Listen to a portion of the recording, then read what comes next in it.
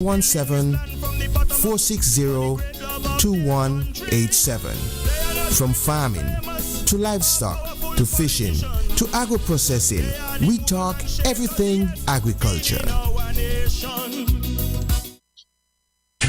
And say it's preservations. You established the world on foundations. Everything was good in beginnings. In the garden you had Adam tilling. Oh, everything agriculture sent seed in. And no pesticides then, no litter, pollution, pure organic farming. Man could pick from a tree, make a dinner for tree. Had no grocery stores then, from the yard we eat. You can't tell me the young men and women can't fish when it's only the hunter who lives. Preservations, you established the world on foundations. Everything was good in beginnings. In the garden you had Adam tilling. Cause everything agriculture sent eating. Oh, everything agriculture. Yeah, yeah, yeah, yeah. Shout out to Banky and X-Ray, our soldiers. And Jamila King. Cause everything agriculture. Yeah, tune in. Every Tuesday we live at 2020 Vision 7 to 9. You don't know this is your boy DJ Wood is endorsing my good friend Mr. Ronald King aka Banky on 2020 Radio. It's all about the only and the best agricultural show where we talk about everything down to the nitty gritty, the good, the bad and the ugly. When it comes to agriculture, you have to check out 2020 Radio. Banky, bless up yourself. Yes, greetings ones and ones in the radio land and the Facebook and YouTube of Freedom Radio. Blessed night to all. We are here with everything agriculture. My name is Rasaya. I'm co-host, and my brother on the western side of the Americas, our brother and farmer teacher and agriculture ambassador, we call him in this time. Your son, give thanks for welcoming on the program again. Everything agriculture. Blessed night. Yeah, man. Greetings, ones and ones. Welcome to another edition of Everything Agriculture. We're sitting in with Ras Aya, who is, we can't consider him a guest. He's a host as well, so he's, one of us. We're in with another edition. Banky will be delayed a bit. We're not sure if he will make it in for this edition, but if so, he might be a bit late. But we've got another interesting edition here for you, Ras Aya, and along with your phone calls and your messages on the Facebook wall or on the YouTube wall, wherever you're logged in. It's a pleasure to have you logged in with us. Remember at 7:30, we will log out to join with the folks in the BVI who will log on via the online networks, the BVI in the US Virgin Islands.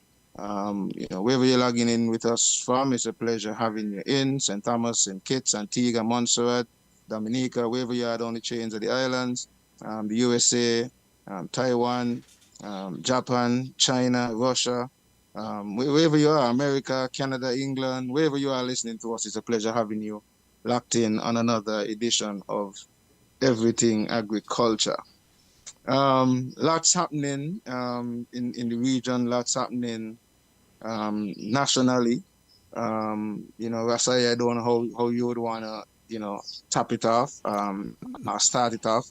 We could go forward when we get the chance. Go ahead. When you done make your introduction, I would just like us inhabit the grounds of invoking the Creator in our present, that He can guide us in this dialogue with our people, that basically can bring us more vital part in developing and educating our way forward as a people for everything agriculture, and the focal point at OC that will make our people assure of the sustainable good and not how the system is going to penetrate it.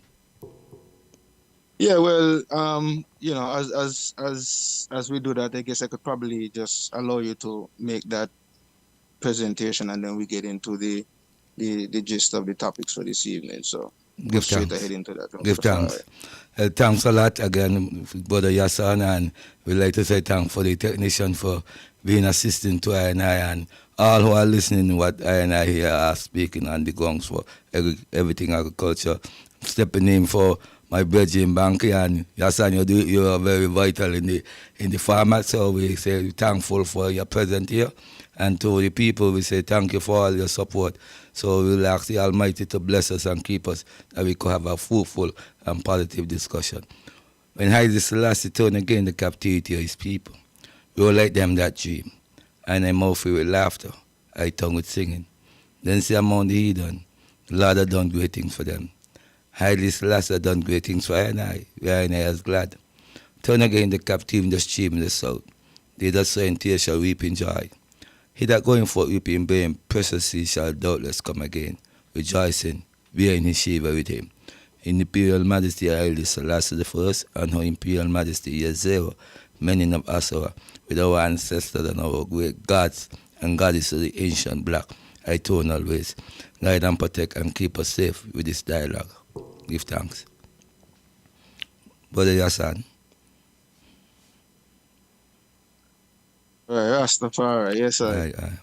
Yeah, it's a blessing always to have His Imperial Majesty in the presence and to begin everything with a blessing. So we're gonna get the show rolling as we move on into it's another opportunity for us to talk about some of the great things that's been happening in the Federation. Truly. It's a great time to be talking about what's happening globally and regionally as well, where agriculture is concerned. Mm-hmm. I did get an opportunity to listen to the PS on St. Kitts and another radio program a couple of days ago, and a lot of the things that I heard mentioned really sounded quite interesting and things to look forward to. There was a brethren who was with him who spoke to the beekeeping apiary side of things. Mm-hmm. That is something that is very, very critical and vital, especially seeing that folks are getting a bit more health conscious and recognizing that sugar is really a drug. At least the processed form of the sugar is a drug, and so some people are seeking to using honey as an alternative.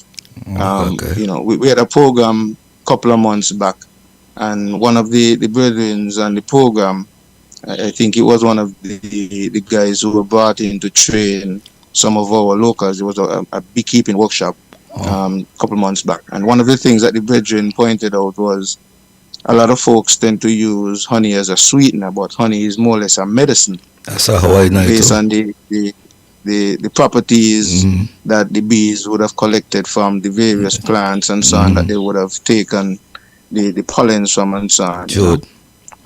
So that is something to take note of as we look into that. But it's good to see that is an area that is being given a bit of credence and attention, as it is something that even Nevis, especially Nevis, is known to be one of the top honey producers in the region and even rated on the world stage. And so when you have things like these, it's good to capitalize on that and seek to push it forward. So it was good to really hear that and to hear some of the other plans that are afoot for St. Kitts and Nevis where agriculture is concerned.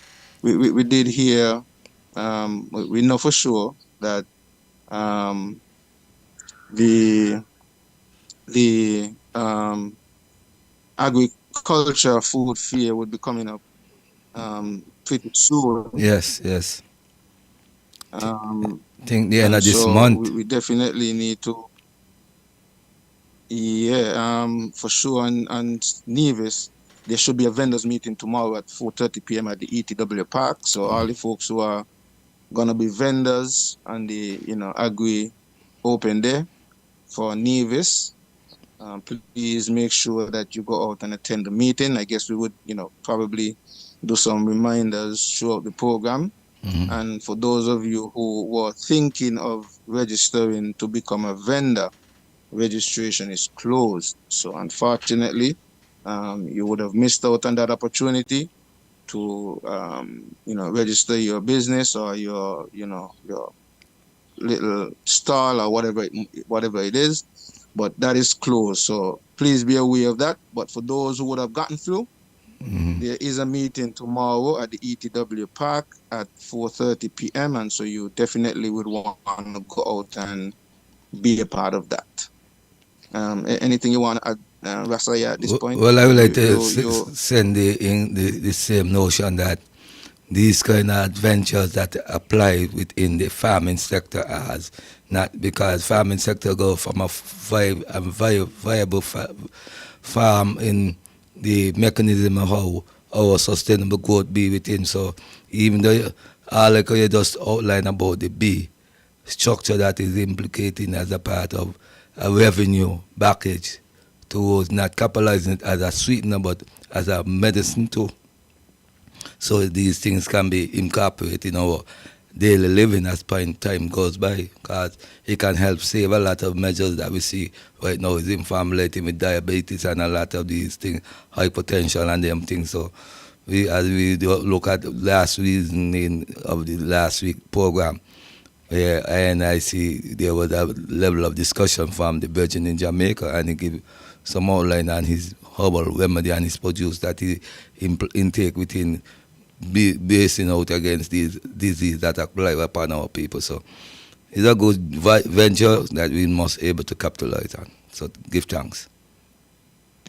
Yeah, and as you brought back up the point that the fact that we did have a brethren on the program last week that spoke to the herbal side of things and dealing with the herbs and the foods that we eat from a medicinal standpoint. That is something that is very, very vital, I think.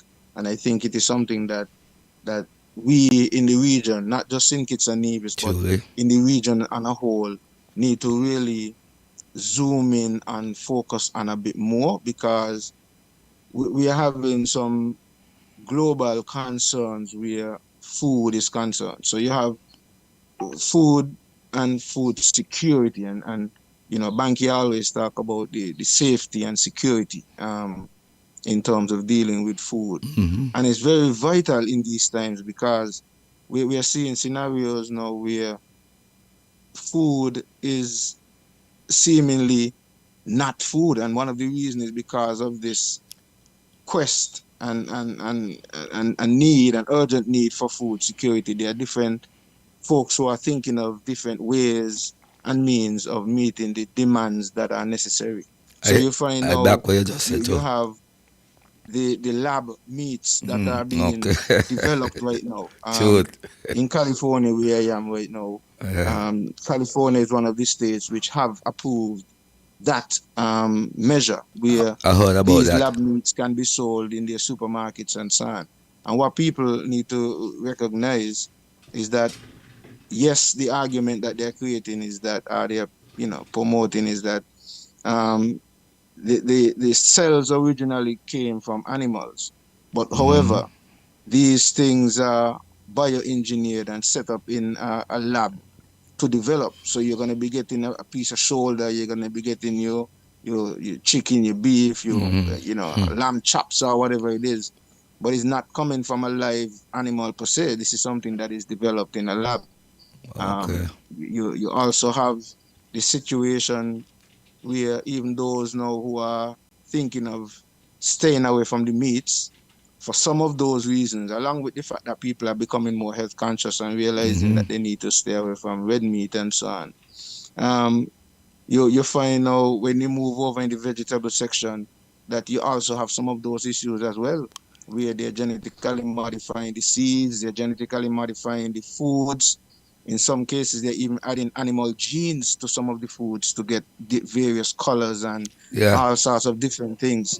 So, with this level of interference, let me put it that way, in terms of food and the food that we're getting, it is so critical for us as a people to zoom in and growing our own food, saving our own seeds, and using and learning as much as possible about the properties of the plants that we have around us, so we can make better use of them, so we can have longer life and healthier lives and so on. Because if we don't, what is going to happen, and what I see happening as well, because it's happening already, is that those who are fighting us for using some of these same natural and herbal remedies, by saying, okay, well, not enough clinical research has been done and we don't know how much dosage and all of these things. Yes, and Apedi, who verify what is clinical research to not be done enough? How they could come to that conclusion and bring it to their own format when there is a global status quo that say all countries who have a sovereignty must able to know how to stabilize their own growth?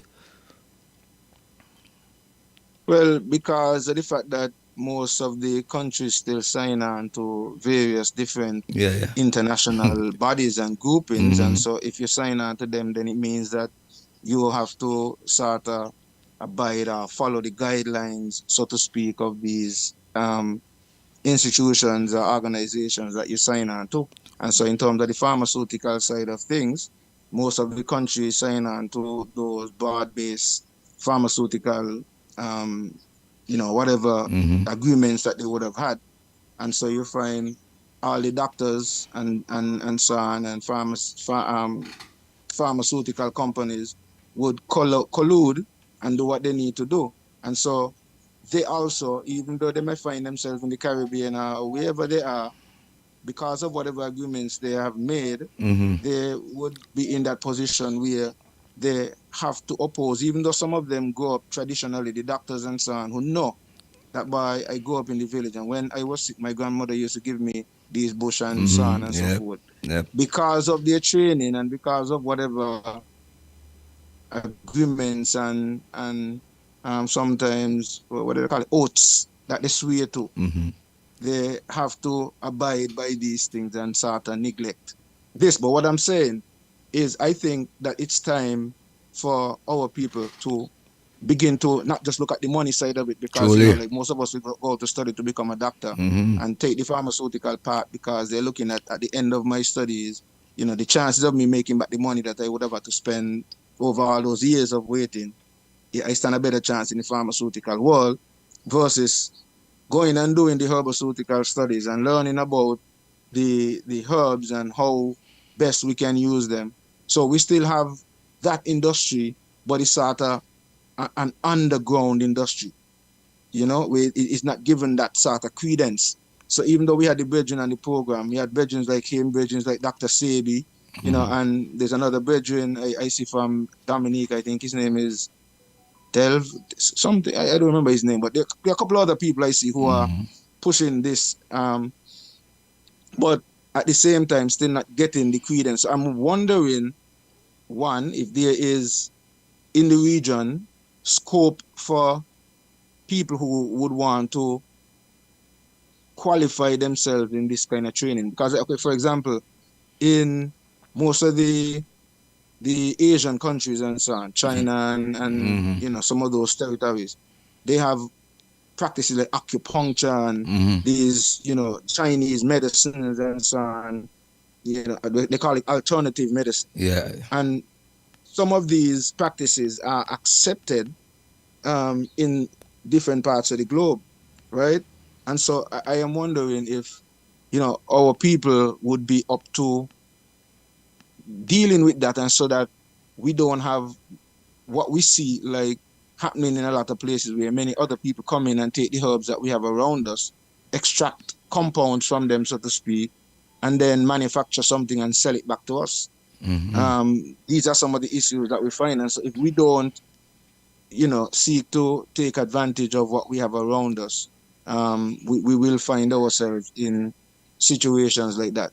There is the brother from Newton Ground there and St. Kitts, Dr. Whitaker, I think, who would have put a book together, that herbal medicine Yeah, book in terms of our plants around the did Federation. a recent recover of a revised edition, and he give more insert and what. He's a natural scientist too, and he's on the point area he dwelled at this point in time. Okay. Yeah, but he but have able to push works like that where you just outline. right. So but we need to have more of this, and I'm sure a lot of people don't even know about that book. But he would have taken the time out to document a lot of things that we would have had. Within us. Just oral tradition where these things were just passed down from our great grandmothers and great grandfathers and so on. Certain, remedies, how to deal with certain colds and fevers, and knowing certain bush that to deal with certain things and so on. Nevis especially, historically, it was said that a lot of the males, the men who came to Nevis as a part of the transatlantic slave trade were what they deem male men or medicine men. So it was said that Nevisians, or the Nevis side of things, I don't know if maybe that is why they speak to saying that Nevis full of hobby and all of these things, right? But it was known, a lot of the folks who were here knew the high science. Right, they knew and it was brought down from tradition. Yes. But these are some of the things too, because all of these things are things that we need to dispel a lot too, because truly, this is what they would have done to demonize our people and make us feel like the things that we were doing or what we do are bad and terrible. They call it they look down at obi and voodoo and all of these things, our natural traditions and practices that they would have demonized and start to turn into negative things for us and so on.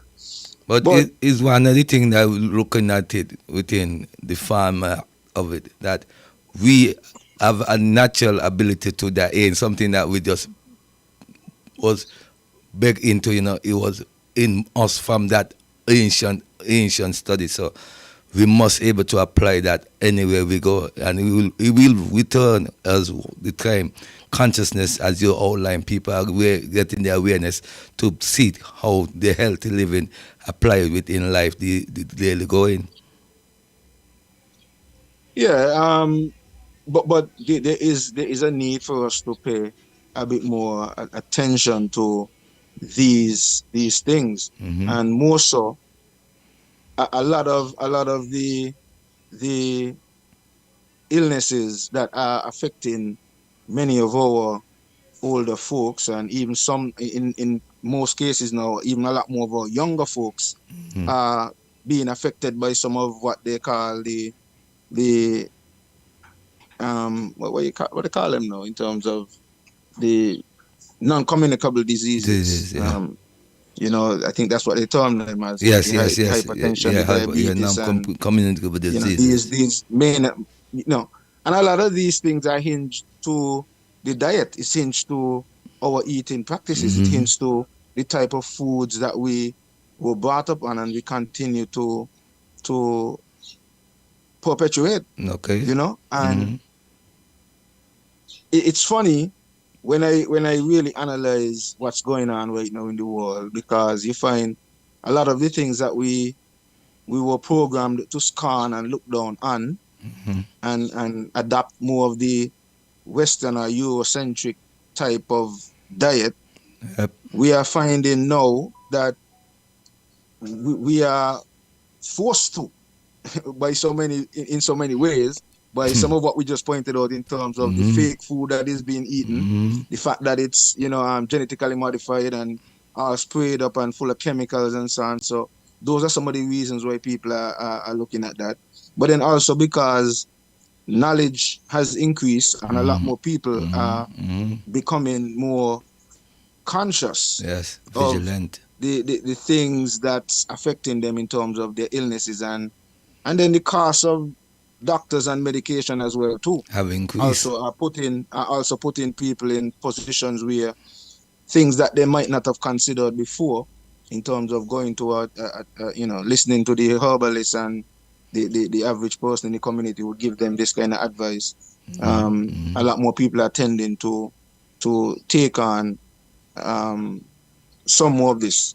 So that's another area.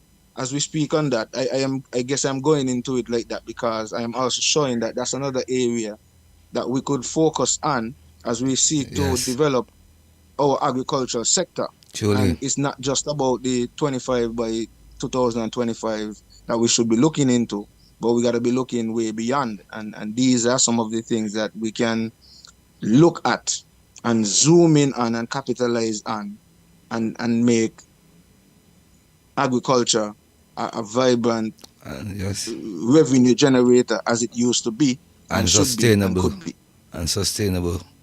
development in pursuing growth, not just by revenue but growth in providing all avenue for the community and the nation within food safety. Right. So as you say, all up to your outline, we're going on the half hour to go to the next intermission to welcome our brothers and sisters in the U.S. Virgin Islands with their important studies of what we do within Navy Show that Vision Radio. So they are one who support our call in making these initial ground reach in that area of the territory of the U.S. Virgin Islands. So we support those with that initiative of giving us that airwave. But yes, and just to piggyback on what I was outlining, is that basically I was just thinking on something there generally. Remember when Antigua and Barbuda had challenged the U.S. at the WTO with a matter that there was considered as a fault towards the U.S. doing wrong to, I think Antigua was implying something to some game position, if my memory serves me right. And then what was the take is that the judgment that was handled is that the U.S. have to compensate Antigua. You know that they was refusing to do that, right? Yeah, I think I remember that's something to do with the online gaming. Online gaming, yeah, and they were refusing. Right. And then they had broke the value of the initial basis that was supposed to cover on that. But just to show you that these are the things that some of these administration in the region, they need to have a greater stand when it comes to matter like that. Thank you. We'll take the break now and get back into our next session after the break to feed with it. Give thanks. This 2020 Vision Radio 102.1 FM program is being simulcast weekly on the Caribbean Broadcast Network, heard on CBN Superstation 90.9 FM, Go Loud Digicel app, covering the entire U.S. and British Virgin Islands, and CBN TV on Flow Channel 101 and on CCT TV Channel 291. We do appreciate our U.S. and British Virgin Island listeners and viewers joining us for these informative and entertaining programs on 2020 Vision Radio and 102.1 FM. I'm here saying for us to represent for the Nevis Everything Agriculture Show. Big up Banky, DJ X-Way, you know. So tune in, and if you're on the internet, zoom in. One love from the Nevis Everything Agriculture Show. Listen to man. Ain't no place like home. Me don't know about you.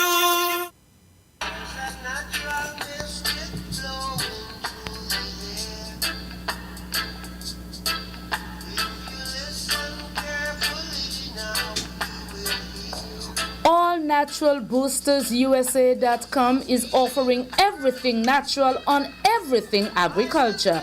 Check us out for our all natural boosters and supplements. We are 100% natural. If you're looking for pain relief, then grab a bottle of our all natural miracle oil pain relieving spray and let us get you pain free naturally. What about our lemon zest sauce? Try it today. Made from the all natural blend of lemon, garlic, ginger, and apple cider vinegar, helping to relieve all kinds of body ailments. We also package all natural spinach, okras, organic pineapple, just to name a few. Check out our Super Roots Immune Boosters dietary supplements and energy teas. The AllNaturalBoostersUSA.com for all your natural teas, supplements, and pain relief. Check out our website allnaturalboostersusa.com or call 1-559-541 2758. Shop now. We are 100% natural, striving for the best, not settling for less. Yes, we are back again, folks, and thank you for those people of the US Virgin Islands and the British Virgin Islands who have been supporting and giving us this airtime out in that region. So they want them to join us at everything agriculture. And yes, and thanks again for coming in the next part. But before we could go on, Yasan, I just want to part something to you. That you remember he had a virgin there named Ras Ibu from our Kayan. Yes. Well, he have transitioned to the Great Beyond, and this week is his funeral transition. Tomorrow will be his candlelight vigil, and then the Friday will be the sending off to him for his great movements towards the transition with the ancestors and the powers of the Majesty.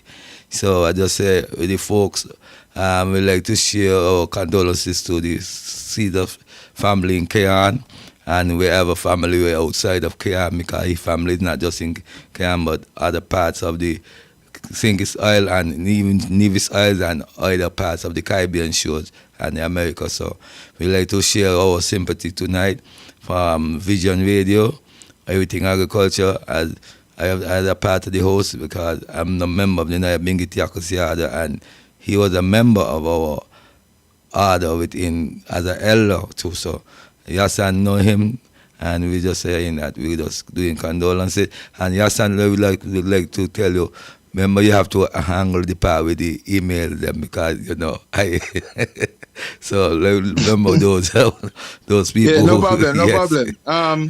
That's the brethren who used to dub the ital and so that for the sessions when we have us together in and so, right? Yeah, and he was the tall agent with the stick in the hand. Yeah, yes. So yes. That's yeah. Yeah, Iba, brother, Iba from who had gotten the accident had almost been paralyzed too, but he have able to recover. And his herb bring back Iba to that position he had faced through. So all these are measures that we look at example, but and I condolences go out. So you could go ahead and your statement you're going to make. No, I was just gonna ask the technician to drop in the numbers on the Facebook wall so that folks could call in, and maybe while you're there you can look on the screen on the back wall and give out the numbers so that folks who are listening, if they want to call, you're free to give us a call and share your feedback and views and opinions. Mm-hmm. So as we say forward, we just like to add the numbers that we hear in the program going forward. As telephone numbers are 469-7953 and 669-7312, and overseas contact number are 1917-460-2187. So if you want to be a part of the program, you can call in at any time in these numbers and partake within whatever you see agriculture or discuss what within the agriculture format. Give thanks.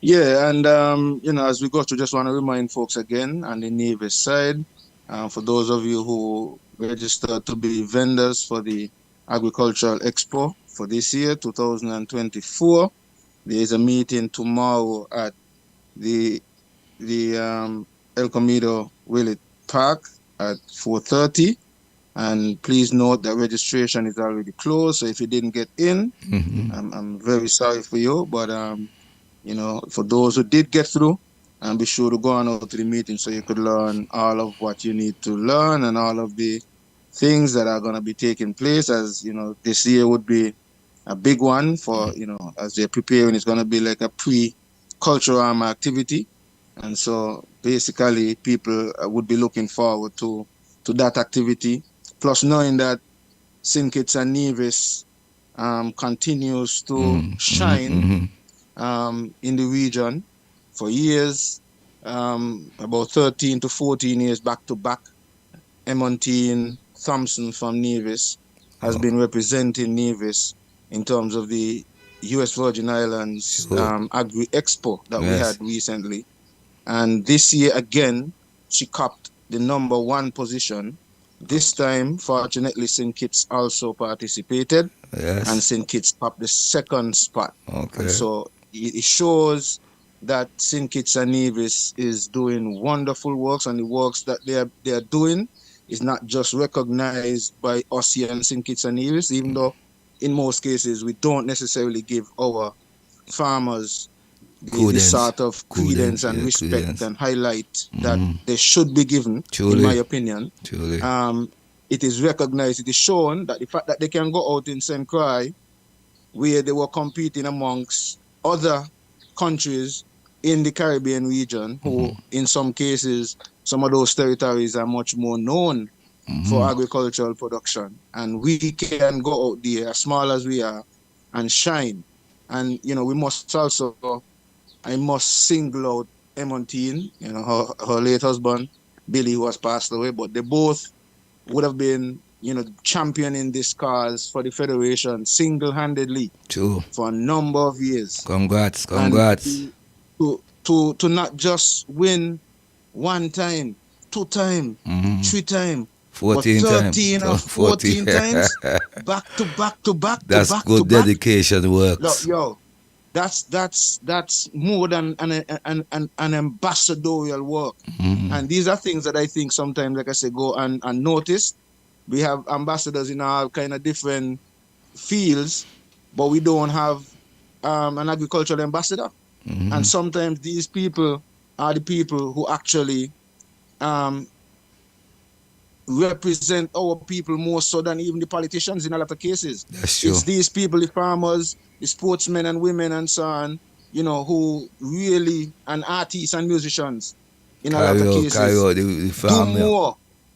do more in terms of advertising our federation, our little islands, more so than sometimes the politicians, even though they don't get that kind of recognition. Truly. So, Emontine, you and your family, I really want to continue to give you this sort of, you know, kudos and credits that you should get, especially for representing Nevis, and Miss Peets and the others over there in St. Kitts, who would have represented St. Kitts this time around and was able to take the second spot.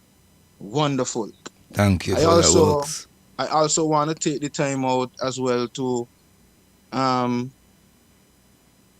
congratulate some of the women farmers who were recognized on St. Kitts as well. I realized that something was done in terms of recognizing women of significance on St. Kitts. That's brilliant. I ended up signing, I know for sure I saw Miss Peets and I saw Victoria Bookham, who are very instrumental. Now, the others, I think I saw Carla Astafan as well, and there might have been other women who were recognized. I pointed out those two because of I know of the agricultural contribution they're making. So other women who are part of it, please don't get offended. It has nothing to do, you know, with that.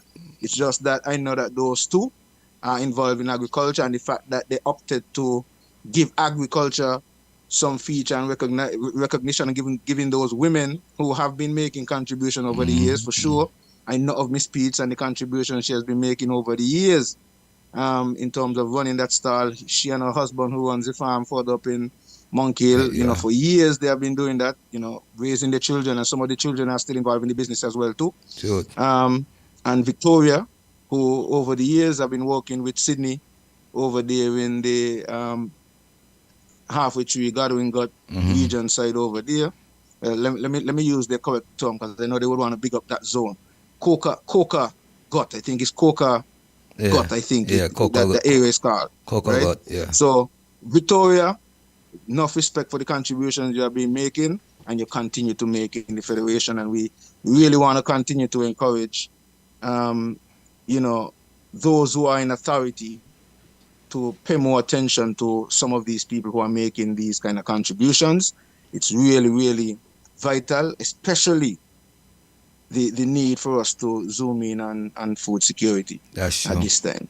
Very, very vital saying in that part there, Brother Yassan, because these are things that need to be as the most important factors how we going in pursuing and maintaining the food security. Before we went to the break, we were looking at some of the measures even to as I was outlining, not just to say of the Antigua and Barbados to the case, but just to outline some of the things that was signed within that the leaders them just saying some of them these things and they don't know now what the factors are based on towards our people in particular. Because some of the things that they're saying they really gravitating on the measures of our ground levels towards food security, and they saying that without any hesitation, because a lot of things that they are looking to outline, as they said, they to cut the in-cost bill. We can really look at things in a better way, but not trying to look at it and say, oh, we're putting us $50 million. But what about the 100 and we're cutting from $200 million and we're only cutting it from a 25%. But the other 175 guys. Yeah, well, technically, what they're saying is that okay, we spend $200 million every year to import food. Yeah. And instead of now us having to import 200 million, they're seeking to invest 50 million with the hope that we could reduce us having to import that much. Okay. I am in agreement with you, however, and in this position, because I feel with the urgency and the seriousness and significance of food security. When I look at the fact that if we didn't have a CBI fund, maybe I might not have been thinking the way I'm thinking. But when I know that we have a CBI fund with billions of dollars sitting down in it, right? And dollars are used from that fund to support and sustain other projects, and sometimes it is foreign investment projects. Yeah, that's true. I am saying that more of that money could have been utilized to address this issue, because when you take that money, one, it is our money. It is money that was derived from our product, which is our passport. Right? Sales, yes. So if you're taking that money, it's not that you're investing it back in our people. So there's no losing it, because you invest it in our people, even if you don't get back the reduce it down to 0% import, right? If you invest that $200 million, you are putting that $200 million back in the economy. Yes. And it's going to be spinning on. It's going to be buying things for the farmers, because the farmers are going to set up themselves. It's going to go into setting up, new processing facilities, packaging facilities, and whatever other things that you need in order to boost that industry. Right? Sure. So I don't see why something like that could not have been done, when $200 million is nothing that them man take up to invest in other outside projects that they feel that would bring, as they would say, employment and so on. But as long as these agricultural projects are organized properly, it can be the same thing as well. Sure. It can create employment, and apart from creating employment, it will create agripreneurs, business people who will be able to start up their own business, so they would not be dependent on workers. They would not be in a position where they could sustain themselves, which is sort of some of the things that we want for ourselves. So, as you talk about that is how I look at it. That is my personal standpoint. Just taking that same Jeff of what you just outlined, I was able to outline certain measures to the Minister of Agriculture, the Honorable Samuel Duggan, and I tell him, well, if we're looking to go into this as a way of sustaining, you have to give the people accessible land so them himself can provide the necessary food that will pertain the sustainability within their marketing too. Because once they have that produce going forward within the food safety net, whether it's livestock or crop food, marine produce, we have to make sure we have enough value for, as you just said, set up the facilities that can maintain that produce for the market production. So we won't have to be losing the money. The money will be circulating into the economy, and the currency will be floating for another job making in other parts of the agriculture sector? Well, I am looking forward to having that conversation with the PS and even the minister. I know Banky mentioned that the PS should be coming on this platform sometime shortly. And so I did hear some of the things that he mentioned, like I said, on the program a couple of days ago on St. Kitts. I would love to get that opportunity to ask him, some things, and also the minister, if the minister can, if we can get him on this platform as well to be able to ask him some of these things. I am loving, like I said, I am loving some of the plans that I have heard. Oh, yes. One of my concern, which I guess I would have to address eventually, is well he said, when asked, that there is a sort of collaboration with Nevis. I don't know how involved that is, and that is what I would love to know, because I'm hearing a lot of these things rolled out, but a lot of the things that I'm hearing rolled out is being rolled out on St. Kitts, right? So, like he spoke to some of the renovations to the fishing complexes and so on, the one in Old Road, and work is ahead to develop the corps building in Deep Bay in terms of the fishermen and so on, and certain things that they plan to do in regards to the blue economy, which is what they consider, the fishing and all that, which really sounded wonderful.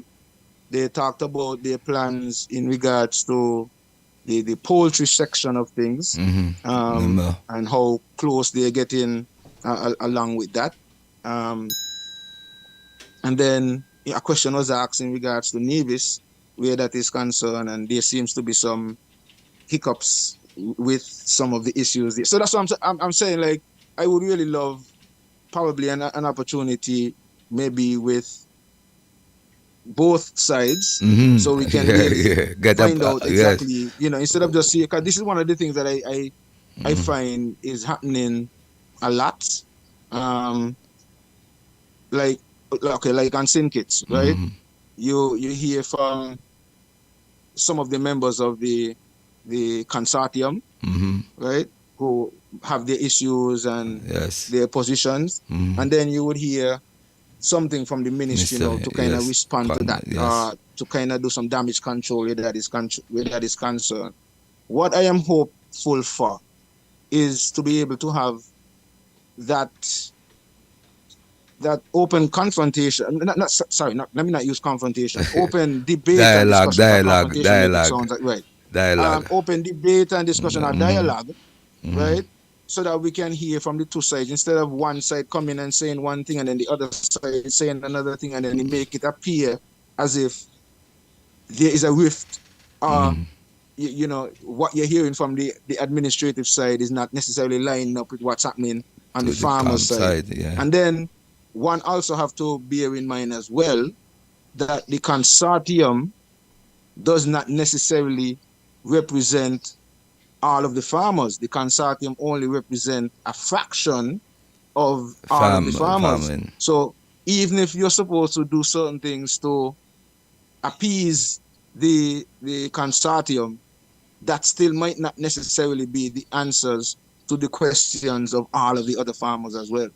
So these are some of the things that, and as that is played out, it is something that is similar along the lines of Rastafari as well, where the cannabis issue is concerned, because though the government would have had discussions with ORU and maybe other members of various religious houses of Rastafari, they have not necessarily, those organizations do not necessarily speak for all of Rastafari, because there are a number of Rastafari who are not a part of any of those houses, and do not necessarily subscribe to any religious aspect, so to speak. Because remember, one need to also realize that though Rastafari could be classified or defined as a religion, it is not necessarily a religion. Rastafari is deemed more as a way of life of a people, a cultural movement. So as Muta Baruka best coins it, I like to use the way he coins it. He says it's a cultural movement with a spiritual nucleus. Yes, I. Right? And that is something that also needs to be understood where the debate is concerned. So then you find, because of the fact that the government would have sought to use religious freedom to free up cannabis on that side, that does not necessarily speak to all Rastafari. And so that is something that also would need some debate and discussions down the road where that is concerned. Well, I would like to join in with something there too. I was reasoning with a cousin the other day. Huh? I would like to join in on something when you're done there. When you're done, I would like to join in on something. I was reasoning with a cousin of mine. You there, your son? Yeah, what you were saying? Go ahead, I thought you had gone with your voice. Go ahead, speak. Oh, no. So I was saying that I was reasoning with a cousin of mine, and I was telling him, I was using the example to explain that point. I was telling him, like, for example, you have a computer or a laptop, right? And you have a phone, right?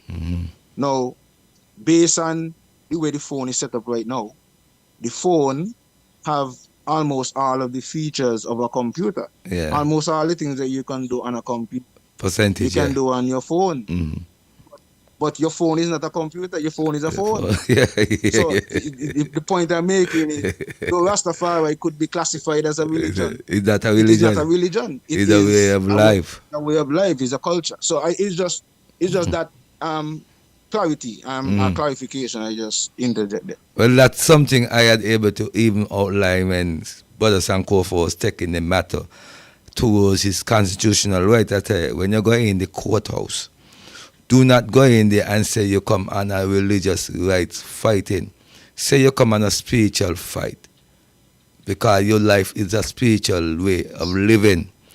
Well, in the essence, he did not win in the way foully, like how I described it to him. Because not for this standard that we find our people now pursuing Rastafari, is like they're trying to have it like a mockery, instead of the tenants that were able to break a lot of the shackles of the mental capacity that we're facing. If Rastafari life, what we've seen here now, have able to relate within the connection of our spiritual Godhead, of our love, as you say, some who are part of a group, but they identify the way of life, so you can hinder them not being able to relate with that lifestyle the whole, because the laws them that we see prior to what was outlined from the judgment is not make up to significantly bring changes. And this court, because at the last parliament hearing about the discussion towards the hub in the legislative approach in last year, when the Prime Minister, remember when the Prime Minister stated in either late December or early December that they have used to call hub a poison. Poison, yeah. Right?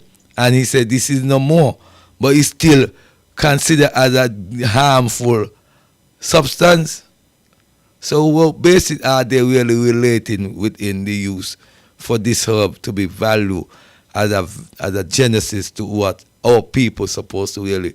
Because as I really look at it, here what the AG said to us when we had the discussion with him, as from the Ohio standpoint, that he can only go within what we say, but there is not making it sound that there will be any changes effectively. You see?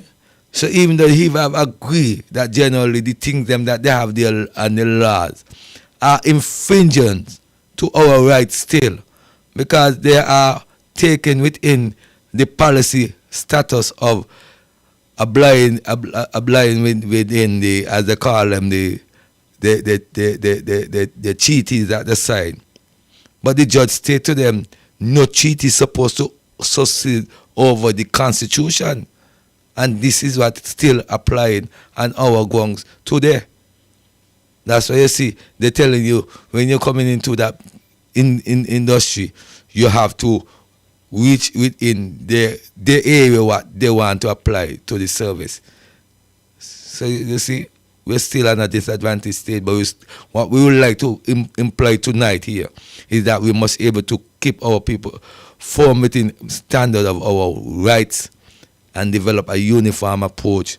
Not for, when I say a unified approach, I mean not for the individual group or individual person, but for the well-being of the generation. Because we need to make sure we youth them are safety and well prepared and protected in the way of this industry, how we will be far off in how we say we are going into the industry. Because you have it ups and you have it down, but we must be able to know how to attain ourselves when it's up and when it's down.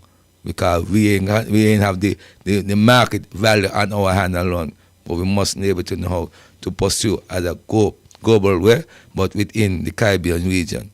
So that is my view for the time being. But when it comes to these movements of discussion, we must utilize it as a Caribbean approach, not an individual country.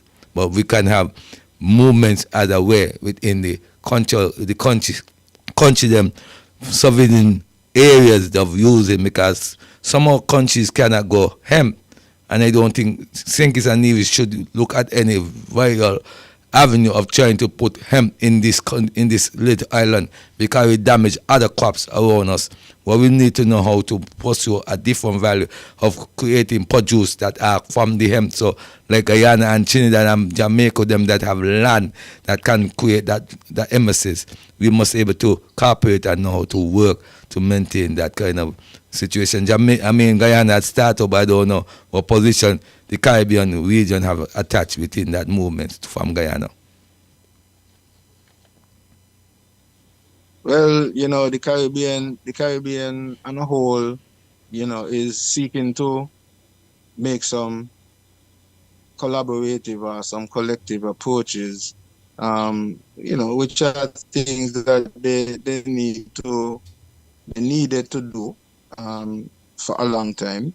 And a lot of the things that, even some of the things that are being brought to the table now are not necessarily new discussions. Mm-hmm. One of the issues that I find that we have as a people is that we shrug our responsibilities as the employers, because I find, election and politics is one of the strangest career opportunities. It's one of the only career that I know where the employees dictate to the employers. The employers hire the employees, Mm-hmm. and then the employees turn around, use reverse psychology, and make the employers feel like, well, they are the employees, and those who they employ are their employers.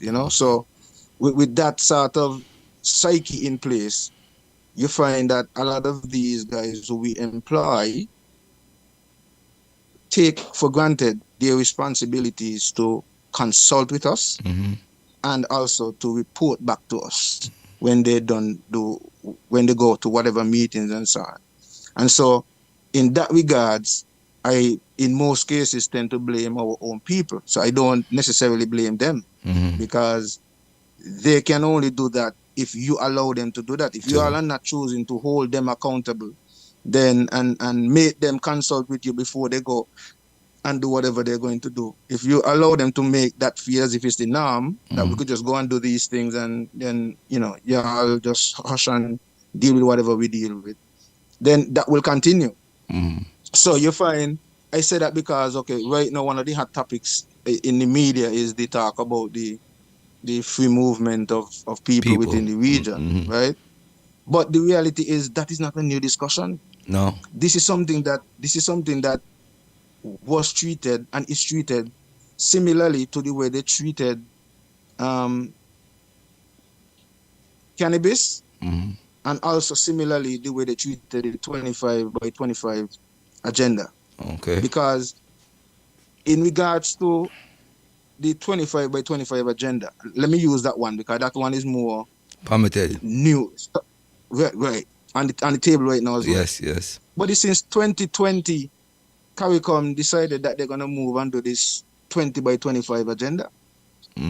But people started to hear about it. Most of these islands here now started to move like 2023, 2024 and so on. But it's since 2020 that has been pushed out. But in terms of the consultation and dealing with coming to the public and having discussions with the public and bringing these things to the table, we don't have that. Similarly with the cannabis, CARICOM made their recommendations since 2014. Right? Oh, sorry, they started their thing 2014. And I think they made the recommendation 2016, 17. 2018 or 2017. 18. Because they come here. And then since then, look how long it takes for these other territories to make a move on cannabis. Until this day. And even up to now, we still ain't started. So these are the things. They wait until last minute and then they don't consult with you and then they find themselves in a position where they already sign on to these things and it seems that they have to do anyway. So then they just force it on the people, which is what the people need to really pay some attention to. Yes. And so, even though you segued into the cannabis sector and looking at it, and that is something that the PS, when the program was ending on the radio station that he was on, he said that he didn't even get a chance to get into that. But that is something that I think we need to discuss a bit more as well, too, because yes, son. We just say the PS said he didn't get a chance to get into it, a discussion of that. Really and truly, the program that they had and the program, they talked about so many different things. He didn't get to touch a lot of different topics, so that wasn't the only one that he didn't get to touch base. So coming on to the end of the show, he was like, on cannabis, I didn't even get to touch into that, but he said that in itself is a topic that would need a whole show as well. So but the point I am making, the point I wanted to make with that, right, is that here is it that we have the Agri Expo coming up, right? These are events that we should use to sort of shift the stigma, of this thing, and especially knowing that it is now something that is under the agricultural ministry. So these are things, whenever the agriculture is doing something, these are things that should be a part of it, even if it's just for the education aspect of it, so that people can re-educate and have a whole mental shift, because this is necessary. Imagine now you're dealing with a product that 2 years ago, 3 years ago was demonized, and today the people who were programmed to treat this thing as the worst thing in the world is now have to turn around and start to realize, well, this thing is something that can be beneficial to me and we can use this, and we have to re-educate our children. I mean, children are going to be coming to the fair and so on. And so I think Shabazz is supposed to have a presentation there. Banky is going to have, so that will be the first for this year. But what I'm saying... In Nevis though? There is no... Yes, and Nevis, yes. Okay. So I'm talking about for the Nevis Agri. Yes, so Shabazz should have a booth there, right? However, there has not been a statement, so to speak, from the Ministry of Agriculture and Nevis in regards to cannabis. Well, there is none. We have not heard.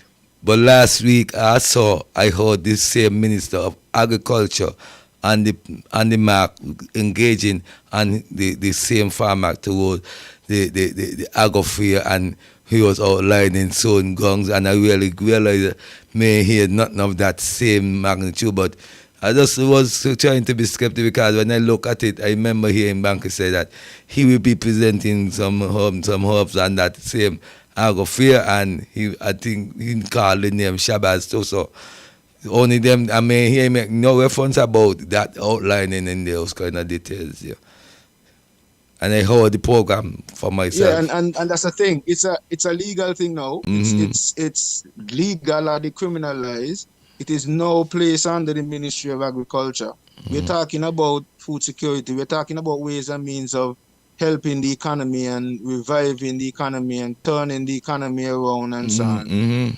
Agriculture can play a very vital role. And with cannabis as a very much high value added crop, it's actually, when you start to look at crops, it's one of the highest valued cash crop that you could think about. Let's look at any other crop that you're talking about that you can sell per pound.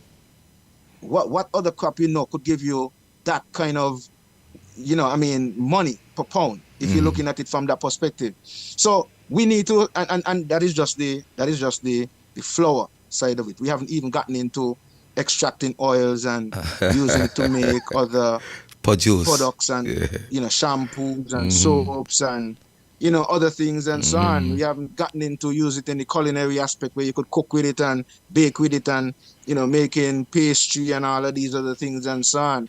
So you're talking about a whole other value added industry, and it also can help to boost that aspect of it, the value added component of it.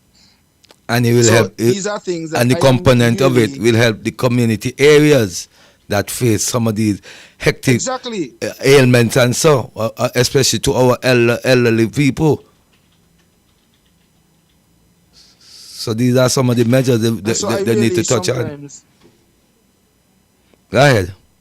Yeah, man. I sometimes really wonder. How serious we are when we talk about addressing this, food security aspect. We really, especially on St. Kitts and Nevis and the smaller islands, we're doing a lot. So I there's no need for me to critique it. I would more congratulate it and celebrate it, because we do have a lot. I'm seeing a lot more of our young people taking heed and getting into the agro-processing sector. That's true. Making whether it's some shampoos, soaps, and all these other little things. We must commend these people, because the reality is that is our main competitive edge. And resource. Yeah, but the competitive edge that we have is in creating value-added products. Like you talk about, when you look at the cannabis issue and you talk about hemp, right? You said Guyana and some of those areas that have large lands, large tracts of lands, could get into those kind of things. It's the same kind of concept when you have to think of seriously getting into large production. We don't have, lands per se to get into that kind of large-scale production. If we do, then we have to find ways of now adding value to those products that we could get more money out of it. True. Because if you let's say we're going to avocado cultivation here, right? One farm in Africa, not care how much land we cultivate in avocado. You could just got one farm in one place in Africa that take up all the acreage. Right?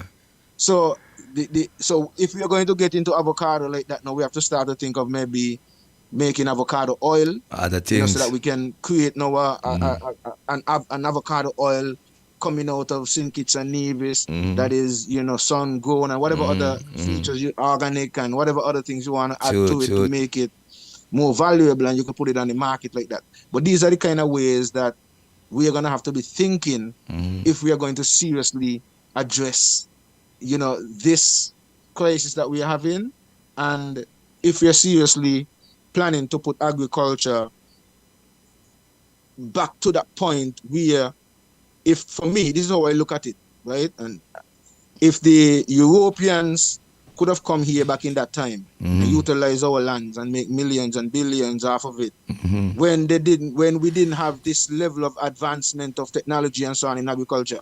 Well, imagine now with this level of advancement, what we could do if we make use of our lands and capitalize on our lands to not just grow some of these things now, but add value to these things. So instead of growing the cocoa and just sending out the raw cocoa like that, grow the cocoa, yes, but make your own chocolate and sell them the chocolate. Okay, then. And sell, whatever else, the sugar cane, turn it into other things. That's and you don't just have to make sugar.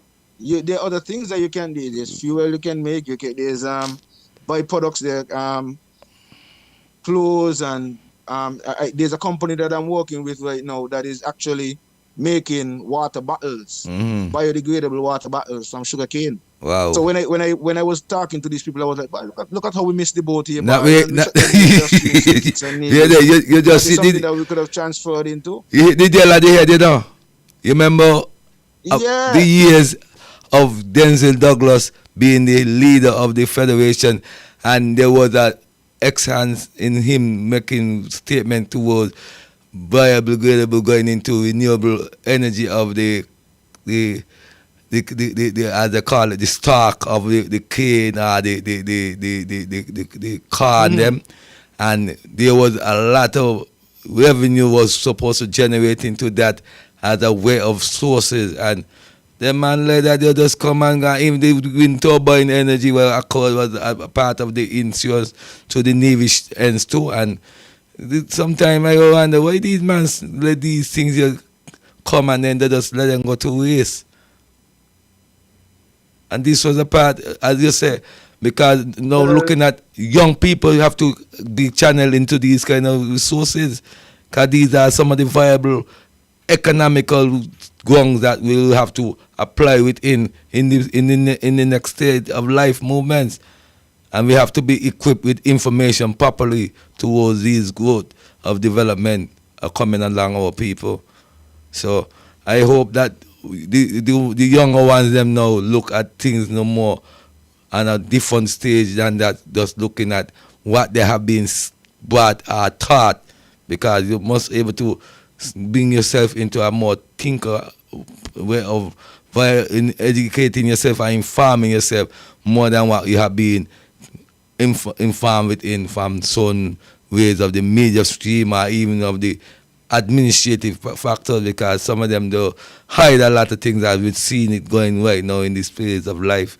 So we are calling for making sure our young ones them be equipped with the proper information that they can be a part of the agricultural sector, because I remember a couple of programs ago last year, you had a few young ones and who was engaged with you and Banky, and they were able to outline that they love agriculture and the way what they see is not. Some people think that agriculture is that you just go in that alone. You got different method ways and channel ways to create value into agricultural sectors.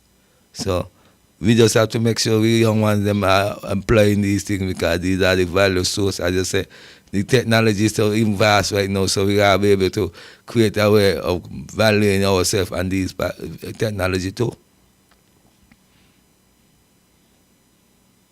I would like to add to it. And at the same time, too, I think from the administrative side of things as well, I think that a lot more need to be done in terms of tapping into a lot of the resources that are out there, because there are lots of opportunities that are out there for young people in agriculture and in various aspects of agriculture.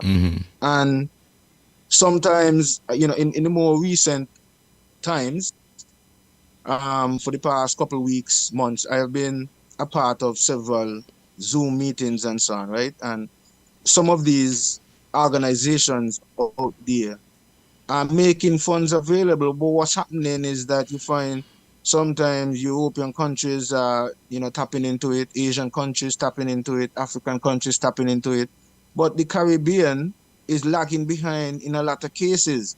And sometimes it's just that our leaders don't put themselves in the position to be a part of these institutions, and if they do get the information, I don't know if information is not passed on, and these kind of things. But these are things where young people, some of them is you can get training, some of them are scholarships, some of them are grants that if groups can organize themselves and so on, they can get funding and so on for various projects.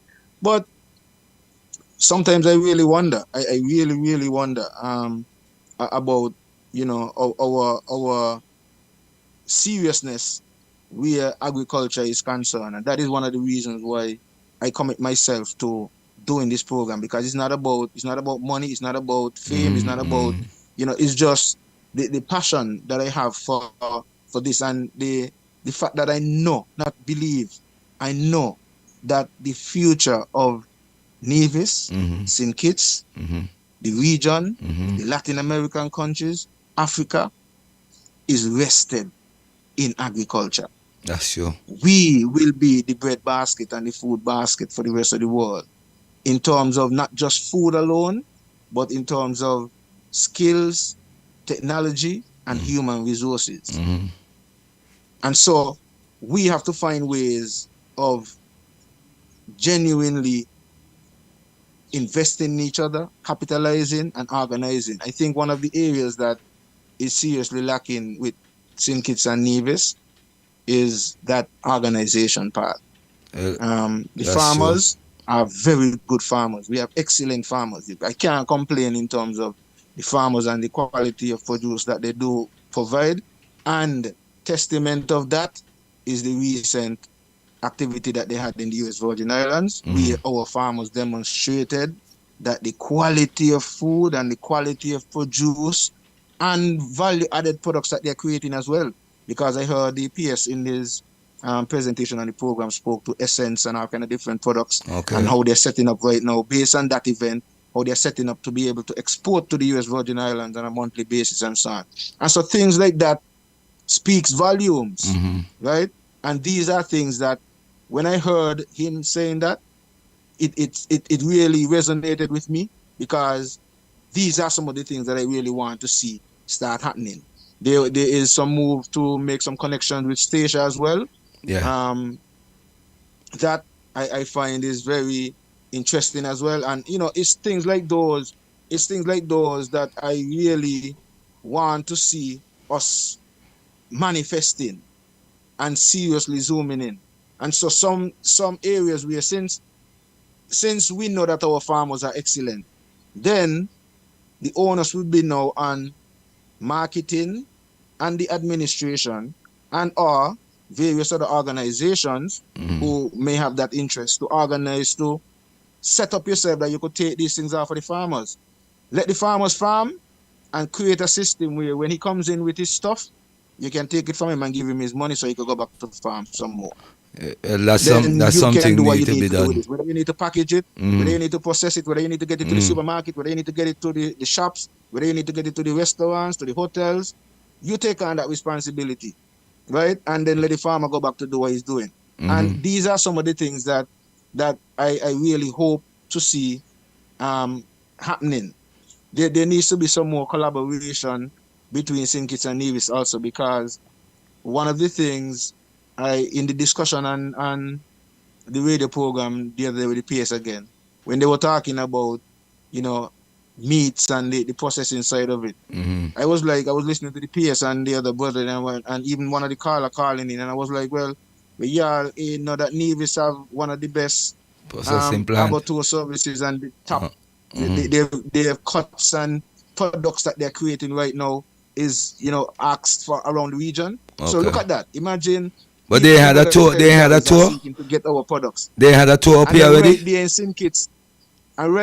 Kitts, it seems like they don't know that all of this is happening in Nevis. But they had a tour. This is why I'm saying. Yes, and they had a tour in Nevis all up either of last year or all up in the year when some farmers from St. Kitts come across to Nevis to engage in seeing. That was the consortium. Yeah, but that was the consortium. The consortium. Not so the administration didn't make that move neither.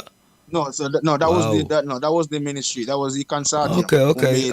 I thought it was a collaboration move like that there, so that's why I asked right. it. So that's what I'm saying. So things like that. I mean, that was an opportunity now to highlight. Okay, well, guys, if you all are going, you all meet or whatever. Okay, then y'all could just send it over to the Nevis abattoir so it could be processed. You could make your own hot dogs. You can, because they have a lot of different things that they make. Burgers, fish sticks, all kind of different things that they do.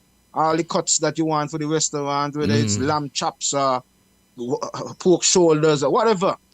All the special things, they have that there. And so what I'm saying, we if we're serious about these kind of collaborations, these are things that should be common knowledge. That should be, so that when you're on a platform like that, you should be able to say, yeah, man, no problem, man. We got that covered. Nevis could take care of that. You know what I mean? So we need to really, really make some serious collaborative approach and not just talk about agriculture. This is one of the things that I have an issue with. Not just in the region, not just on St. Kitts and Nevis, but it seems to be a global issue where you find when it is time for, whether it's, Arbor Day when they're planting trees, or World Food Day, whenever it's significant to have some kind of talk about agriculture, you find that some people have some very nice, fancy speeches and nice things that they would love to see done and they would want to do and so on. But then at the end of the day, you don't see the money that is necessary to make these things happen. To make the action be applied. And one of the arguments that they bring, right, and this is one of the things that I was pointing out to a virgin the other day. I was saying, one of the arguments that they try to throw in the midst of things is that agriculture is a risky industry. And so, a lot of banks find it risky because, well, it is risky for real, yes. You could lose the crop by pests. You could lose it by wind and flood and hurricane right? and them things. So there's a lot of risk involved. But guess what? These same people who find agriculture risky lines up to lend millions and billions to people like Elon Musk and them who go in Mars, who going to carry a spaceship up there and blow it up, lose it and say, well, it was a success. Even though he blew up and in a week now, he said that was a success. Success. And they're willing to put more millions and billions behind that to go to the Mars, to go Mars. They're planning to go Mars and all kind of things they're willing to invest in that are much more risky. Investing in weapon of mass destruction. Whoa, all these wars going on around the world right now. Some people are benefiting from those wars because those people who are making the weapons, selling to both sides, creating the problems and they sell weapons to both sides, they're making money. And people are lining up to invest in these companies that are making weapons. Wow. So, if food security is such an important factor, you know that, and even you who making the weapons, and even you who going Mars, are planning to go Mars, you need food to take with you. You need food to survive until you get there. So why can't you take some of these, say, millions and billions and invest in food if you're so serious about food security?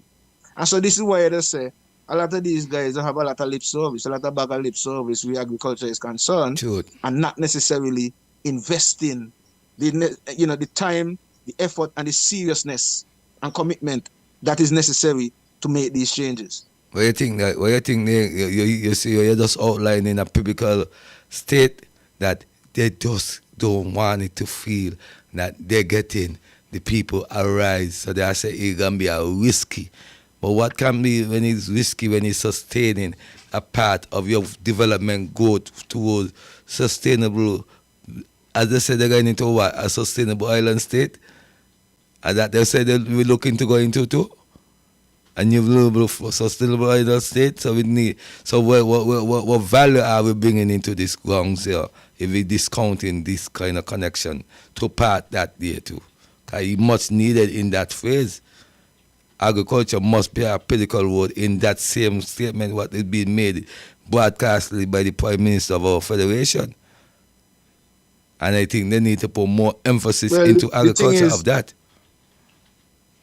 The thing is, we hear a lot that is being said. And that's the thing. They do say a lot. And that do what they need to be done. When it comes down to the end of the day, you look at the budget. Because for me, that's what I look at. If you're really serious about making these kind of changes where you say you want to make, well, let me see you put it in the budget. Let me see the money allocated for it. Right? And then let me see you start to take the serious actions that you say that you will take in order to make certain things a reality. If at the end of the day, when from a farmer's perspective, I look at it and I can see that there is no serious moves that are being made. Yes, there are moves that are being made, but then the moves are seemingly, in some cases, more like playing politics and just some kind of games to appease people and so on.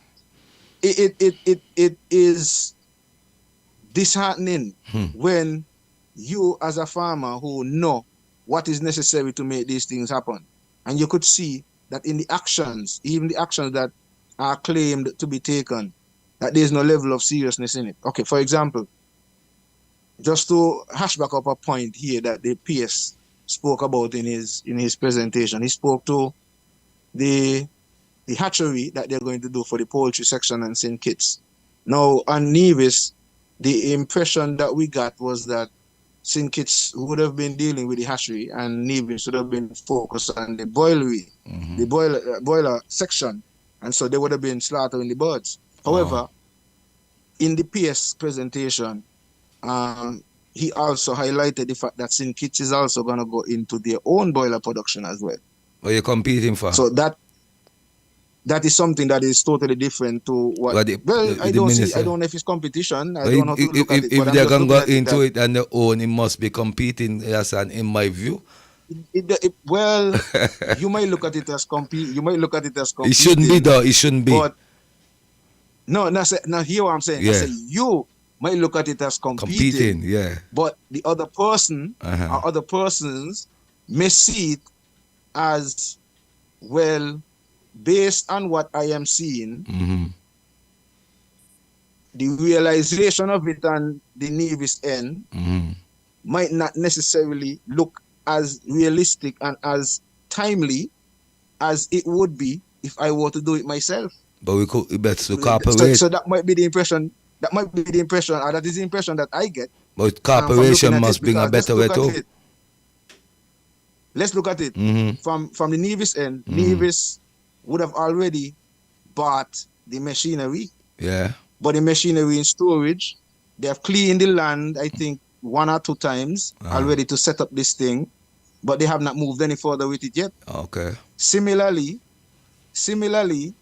the land at Indian Castle, the 30 plus acres that Banky used to manage over on that side, there was plans to put in another 60 acres or how much ever other acres, which were cleaned, but from my understanding, it is at the point where it is supposed to be cleaned up again, and nothing has happened.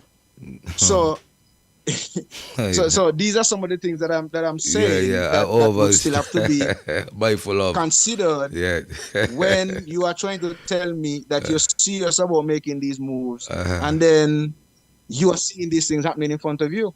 And as a farmer who know what is necessary, because okay, if I clean up a piece of land, I want to be able to put something inside of that before that get bush up again. Yes. Because for me, I know that it's going to be an expense, whether it is an expense in money or an expense in time for me to go back to clean up that again before I. So, with these kind of things, it leaves you to really wonder about the seriousness. So I don't know if that is part of the consideration on that side. And this is why I said it would be nice to have the platform where we could have maybe, the PS on that side and the PS on this side, or maybe the minister on that side and the minister on this side. You'll be good. Not just one saying one thing and then you hearing from the other one. Let me have a forum where both of them, and so that they can say what they need to say, and question will be asked after. Right. Yes. Like we say, thanks again, folks, for joining us at Everything Agriculture. We'd like to say if you need to join and anytime and call in, the numbers are 465-7953 669-7312.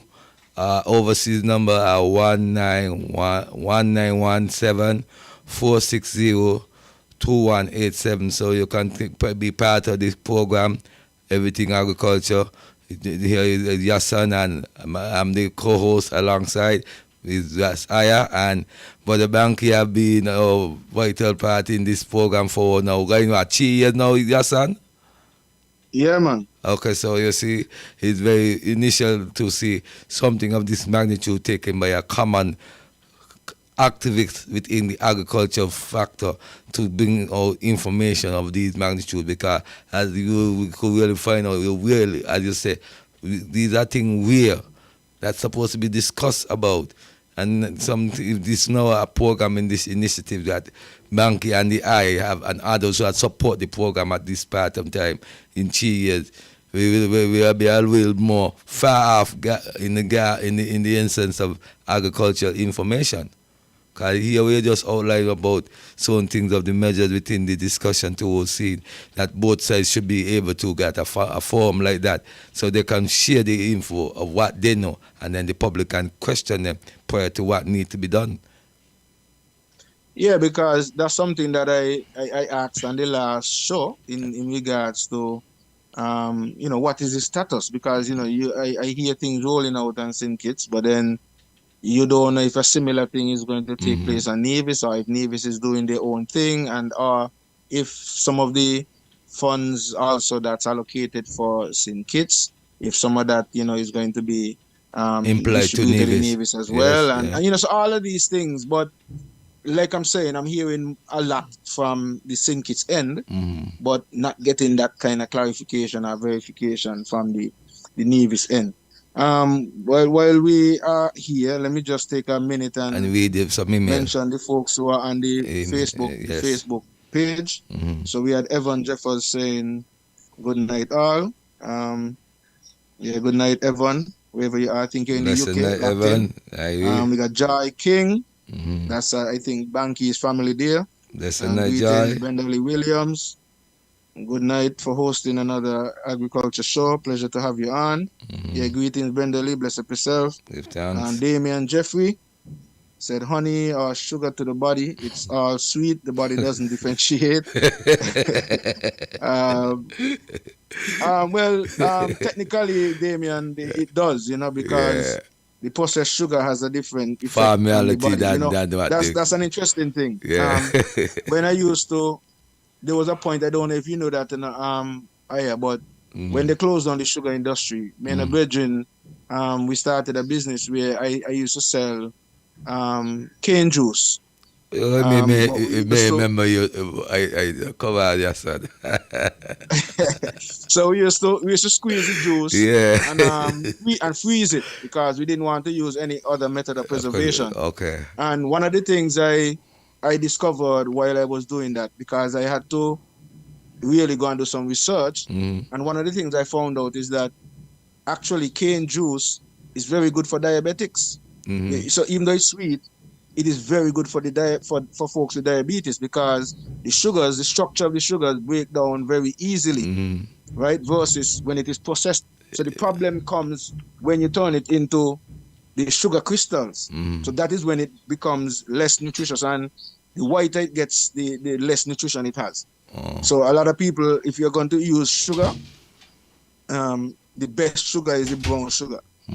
No sugar is good, but the best one if you're going to use any. Because the whiter it gets, the lighter it gets, is the more processed it gets. And the more processed it gets, is the less nutrition that you have. Yeah. So, Damien, in terms of that, the honey now is more from the pollens of the plants. And so it is more medicinal than necessarily sweet. Well, even though it can be used as a sweetener as well. Renwick Jeffers logged in, Denise Walters, Williams, we got Carlisle Paris, Francis O'Brien logged in, Ruth Lynn Hill. Good evening all. Ruth Lynn Hill is with you. Blessed night. Ivor Henry. Ivor Henry said good night all. And then Blessed we got night, Rhonda Brown Ivor. saying good night all. So night, blessed Rhonda. evening to all those who are logged in Blessed to via all. the social media platform. Without you, this program, is nothing. And the callers as well, for those of you who are, vibes in and, seeking to call in, you're free to hit us up and give us a call any time as the program continues. Shortly after the Agri Expo and Nevis, there should be the Agri Expo and St. Kitts as well. I see that they already put out a post and all that, and which is pretty good that they begin to advertise. Early. Pretty early as well. I see the poster too. I must say, enough respect also to the brethren and sisters over there in Sandy Point, SPACs, who, continue to do a great job over on that section. Things like these, right, my brethren, they go unnoticed and not given the kind of credence that should be. But apart from the fact that mainly most of the members of SPACs are Rastafari. I must highlight that also and let people know that, that yes, it's mainly a Rastafari organization, even though, as I said, all of the members are not Rastafari, but many who are at the forefront and up front in pushing that aspect of the organization are Rastafari. Now, with that said, with all the negativity that they try to push and promote against Rastafari, that mainly Rastafari organization has done something on St. Kitts that is worth noting. True. The Sandy Point market was closed for a number of years. And these brethren and sisters were able to revive it and bring it to a point where it is not just like a weekend thing. It is open, I think, daily. From Tuesday go down till Saturday. Right. And that is something that is significant. So now people in that community don't necessarily have to go all the way into Bastille to get certain things.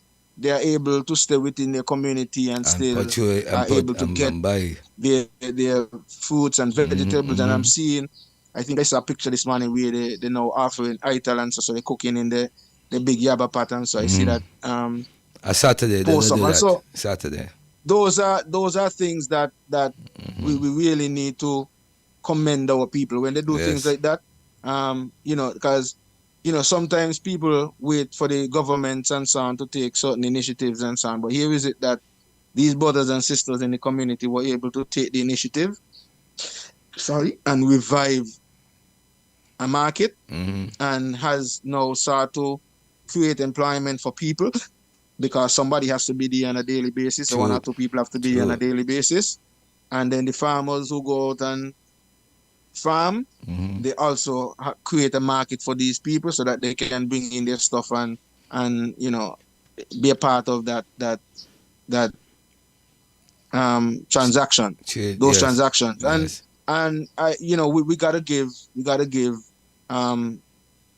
these people credence and their flowers while they're alive, you know, and really highlight the contributions of Rastafari.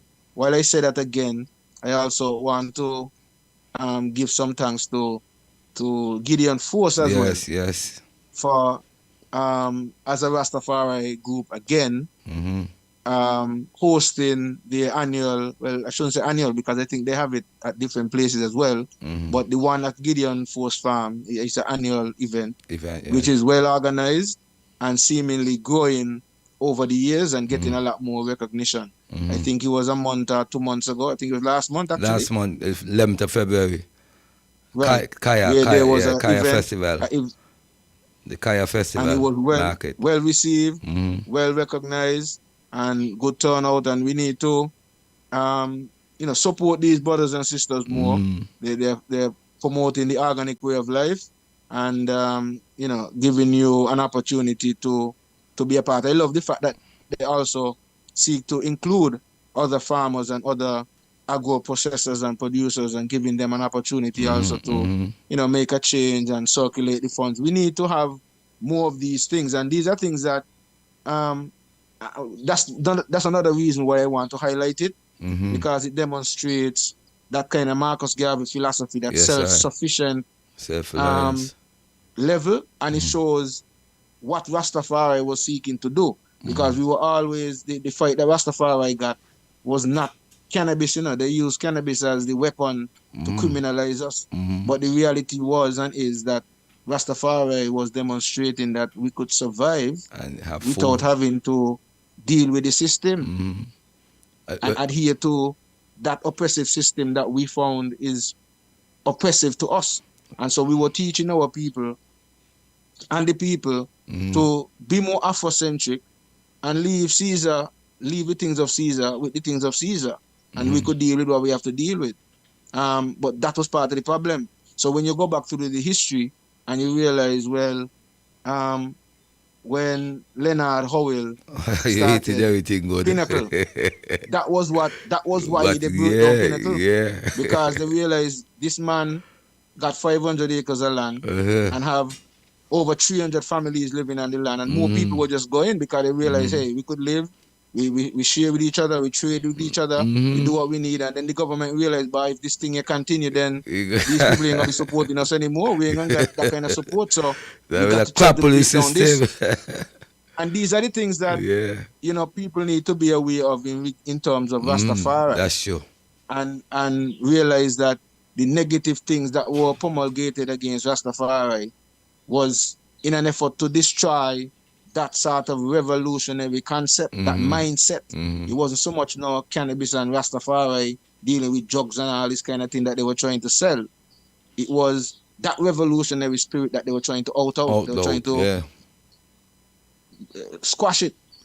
But we still survive and we're still here. Yes, only that in these times, some of us kind of weak out and let the system kind of buying us out to some extent.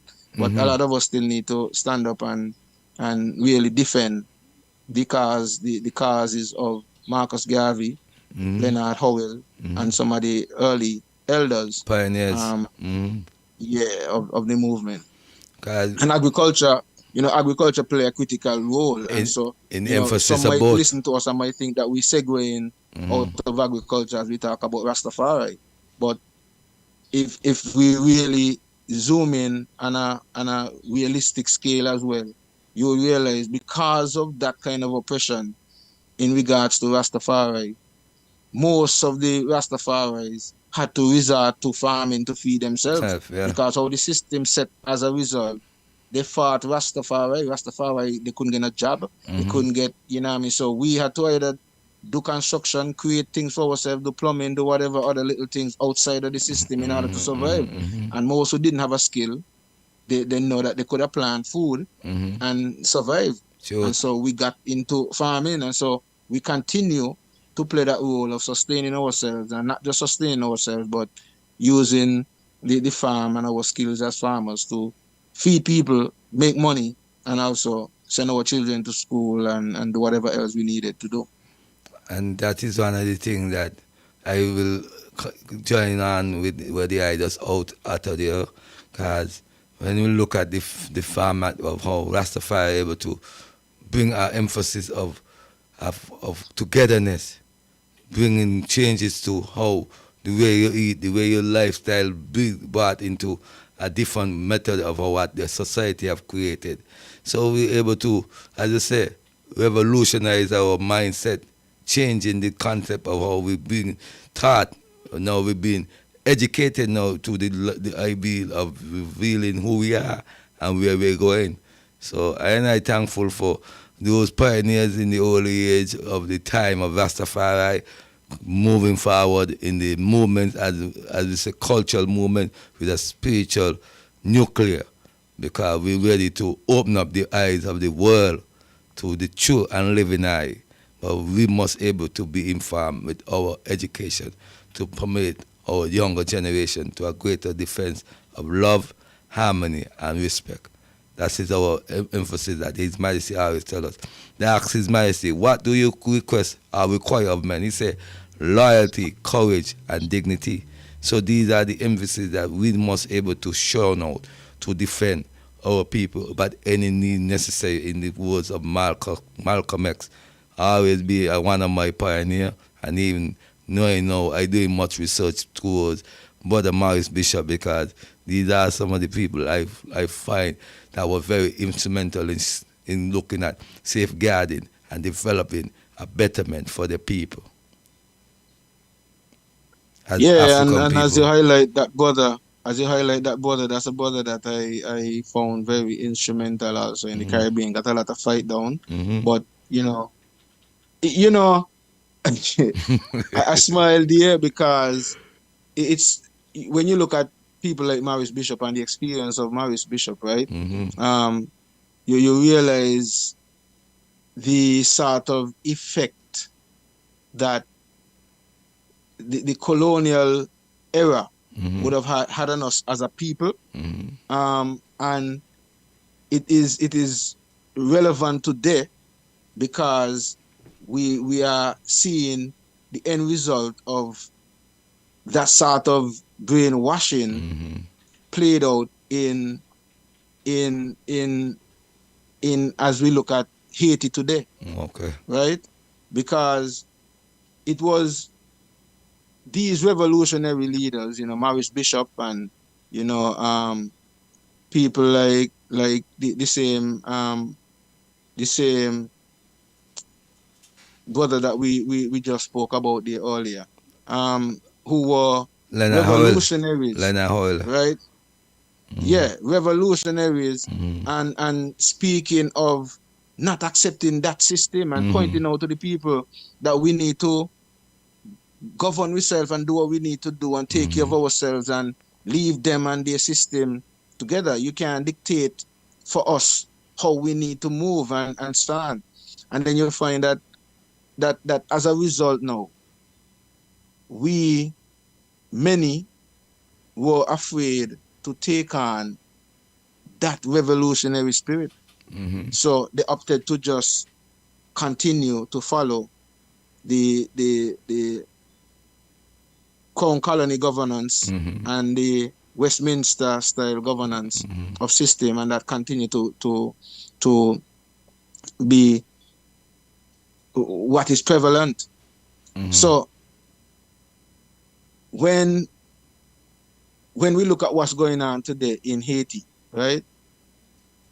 A lot of us in the Caribbean took on the Western view of Haiti, that the people are rebellious, the people, always warring against each other and always killing each other and all of this thing, right? But nobody really stopped to analyze this situation and what was really happening and why should we be taking this side of the Europeans when the people fought for their freedom. Truly. Haiti was one of the first territories in the Caribbean that fought for their own freedom, defended the French, kick out one of the best fighters military in the world. Military strategy. Right? Yeah. So why were we not cultured to think along that kind of line and say support Haiti and the revolution? Because we were programmed to think that we can't govern ourselves and we have to stick to their programming. St. Kitts, when I listened to Sir Probin Innis when he spoke about the Buckley's uprising, one of the things that he highlighted during that time was at that point the people of St. Kitts and Nevis were ready. Well, St. Kitts at the time, because it was St. Kitts it was happening. The people were ready for self-governance. That was in 1935. The people were ready for self-governance. They didn't want these people to continue to rule them. They wanted to be able to set up their own councils and do what they need to do. Yes. So that revolutionary spirit that was perpetuated by people like these guys, Walter Rodney and Bratcher, even back in the time, Bratcher was a serious man back in his time as well, and the people who were part of the Buckley's uprising, and Toussaint Louverture, and the brother who left St. Kitts, because Henry Christophe originally came from St. Kitts, right? Who were part of that revolution. Really were fighting against European aggression and European colonization. From a long time too, in the inception of their time. That's what I'm saying. But we end up and succumb to this settling for allowing them to still have governance, that level of control. In the governance still. So up to today, we still have that kind of mindset, and that's why as we look at Haiti and what's going on in Haiti today, there are people who still, like for example, they're calling them gangs, so to speak, in Haiti, right? The gangs and all this thing going on. But the gangs represents the voice of the people of Haiti. The other people, because the government that was put in place was not elected by the people of Haiti. The president that was there was not elected. And that's one of the issue that the people are fighting. Well, they say he stepped down. They say he stepped down to have a betterment for the well-being of Haiti, so stability within the area itself. So I heard about his resignation towards being no more of the president. So they might have an election calling in soon. But there's influence that formulate prior to what you outlined there. So your son that is captivated within the CIA and the French administration, because they always want to feel like they still need. Remember, Haiti still have been paying compensation to France for being able to beat them at that war that give them the independence, and none of us don't really attack on that sermons of what Haiti is facing and to this day. Because when you just outline about the gang, who formulated the weapons to this same gang, because Haiti not making weapons, but the guns them are down there, and the formulation of these weapons are very highly in tech towards young generation too, in particular. So it's a mind control strategy within subliminal message that they try making sure that they create the emphasis of keeping Haiti under the economical ladder, because if you're telling me a country is poor, but you're still keeping it down to this thoroughness of the value, that means there is something more than what we are being brought into the spectrum of the media stream. So all we said, unite our brothers and sisters in Haiti, that we shall all be free as a Caribbean region and not be battling for the well-being of America and Europe to always come in and guide the influence on the region. So we see that Toussaint and Henry Christophe them stand out against these people. Now we have to take the method and being able to work to help our brothers and sisters to face up and change these kind of conditions that they are implying towards our brothers and sisters in the region of Haiti and other our territories them around here too, because we're seeing it happening right now again with the young violent action taking up in our shores, and we hope that our youth them can turn away from the violence and open up knowledge that can pathway to develop a betterment for the next generation. We are saying now. Yeah, go ahead. No, I was gonna say that there's a lot of people sometimes don't necessarily pay attention to, and especially because many of us don't necessarily pay much attention to our history. We in a lot of cases we did history as a subject in school, and it was just like something that we needed to pass the subject for. Not necessarily something that we think that really is a reflection of our stories. And so as you talk about Haiti, I saw a comment here from my brother, and maybe reading that comment might help me to explain what I'm about to say, right? He said, no matter what they may say about the gangs in Haiti, the courage they display is now forcing a change. Now CARICOM has a great chance to insert themselves and lead the way to bring the peaceful transfer that's needed for law and order to come back, right? Now, we have to look at the picture from a bigger perspective. As you pointed out, the issue that Haiti went through with France. We must also realize that Haiti was just one of the territories that went through that experience. France also colonized 14 other territories in Africa. And they went through very similar scenarios where Haiti, though they got their independence from Haiti in the pact, there is the pact that they signed for colonization, right? A part of that agreement was that I think it's 85% of the monies that they make had to go to France. France had to make the currency. They could only buy weapons from France, and any resource that is found in the country, France had to deal with it. They only could get it, I guess, get whatever if France didn't want it. Right? And these are, imagine you're free, and these are things that you're supposed to be signing on to. For years, Haiti after independence had to be paying. Imagine you're independent, and those who are supposed to be paying you reparations, you paying them reparations, right? For all of those years. Now we have a scenario where, for example, now Burkina Faso in Africa, where I think it's them and two other former French territories have decided to Niger and take it in their own hands. Yeah, Niger is and another take it one. over. And I guess they call it a coup. and is I guess they would say is gangs and rebels just running the place, right? But so far, seemingly he's doing a great job. The new young guy. I applaud him right? at the and moment. These are things.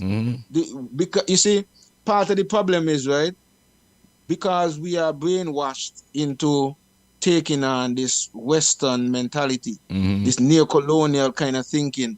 So instead of us thinking and supporting our people who are opposing Western that, influence, we sign on to that thinking, and so whatever they give us in terms of, remember, they educate us, they give us the media, so whatever the media promulgate and propagate, that is the narrative that we start to push. And so you find a lot of us in the Caribbean tended to have that negative attitude, the same narrative that is being pushed by the US and France and Britain is what we adapted and sort of held in regards to Haiti. And that's why for all these years, a lot of the Caribbean territories never really studied with Haiti. Haiti, they're now talking about Haiti is our brothers and sisters and so on. But Haiti is our brothers and sisters all the time, but you all are treating Haiti as if they're like a adopted child in the Caribbean. And so, you know, these are some of the issues that you know, is pretty relevant at this time when you look at when we look at Haiti. Let me go back to the comment because this brother, he seems to be making a number of comments where that is concerned. So he said, this is now a second revolution that's happening in Haiti, pressure bust pipe. Even though that I don't condone violence, this is what's needed to bring about the change that is needed for the grassroots and the masses of the people. Okay. He said those gangs are being, sorry, I that skipped me there. Let me go back to it. Those gangs are being demonized, but they stated that they are fighting for the people. Plus, you say you are revolutionary. This is what revolution looks like sometimes, because this is them man way of fighting against corruption and the corrupted leaders. This is their way of protesting. Ariel Henry was not democratically elected. So the gang members are fighting against that. They stated that they want a seat at the table now with whatever peaceful transmission they are looking for. So seemingly this is similarly to I guess what is taking or what took place in Burkina Faso, right? And so if the people wants to rule the territory and don't want to have to deal with you all, you know, we failed to do a lot of this in the region. Those who were colonized by Britain, and that's why Britain still have that kind of influence over us as a result. We opted to take the constitution. Because remember, Sinkis and Nevis never fought for independence, you know. Nope. We were given independence. We became like an expensive college student. You know, like when you got a child going to university and you got to pay tuition and all this kind of money, you seem like a burden to the parents. The Sinkis and Nevis and many of the other British territories became a burden to England. So they decided to give us independence, not because we fought for it, but because they couldn't afford to sustain us. Sure. And as a result, they give us independence, so to speak, but at the same time, your head of state is still the Governor General, who is still the representative of King Charles. Of the King. And my thing is, I don't see why we should be paying that person.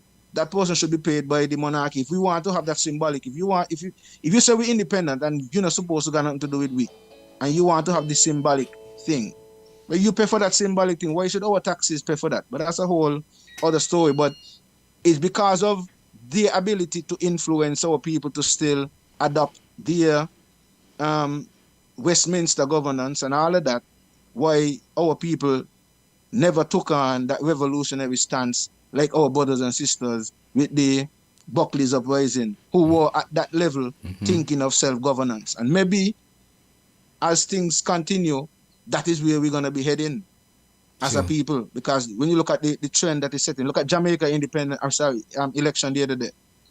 29% of the voters in Jamaica voted, you know.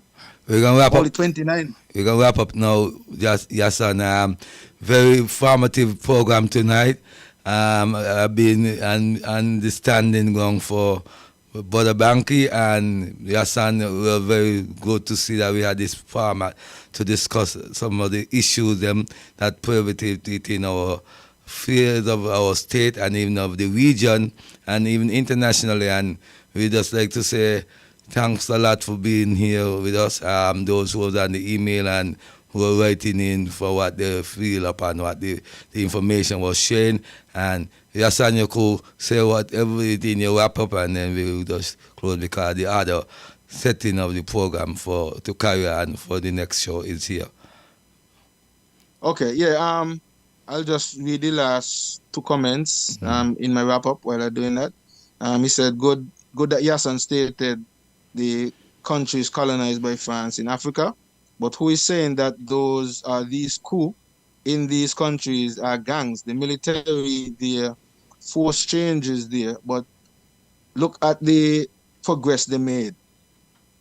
You guys should see the plan the military leader has for Burkina Faso. The leader is only 35 years old. That's what we need. New people, new ideas. They have now formed a federation with Niger and Mali. That's already striving. Ghana, Nigeria, and Senegal need to pull out of ECOWAS and join the Niger, Burkina Faso, and Mali. And the Caribbean leaders need to get on board." And that's the final comment from Balby Jones.